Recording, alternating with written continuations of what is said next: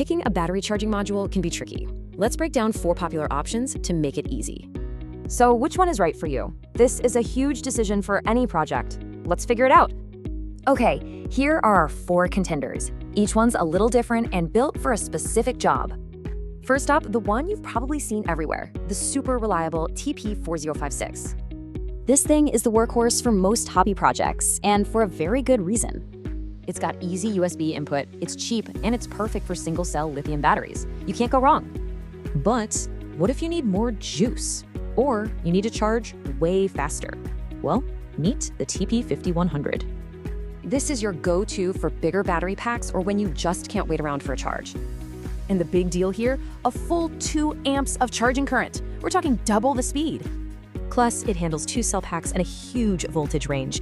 It's just incredibly flexible. All right, now for 2 specialists. These are for those very specific but super common project needs. These 2 solve really unique problems. One is literally built for the sun, the other for tight spaces. So the CN3065 is your solar specialist. The MCP73831, though, Yeah, it's all about being tiny. This means the CN3065 is the perfect choice for any of your off-grid, sun-powered gadgets. And this little guy, it fits where literally nothing else will. We're talking when every single millimeter counts. Okay, let's put them all on the table for one final face-off. This should make your choice crystal clear. you can really see the trade-offs here. Just look at the power you're getting versus the size of each one. So what's the verdict? Just pick the one that solves your project's biggest problem. It's as simple as that.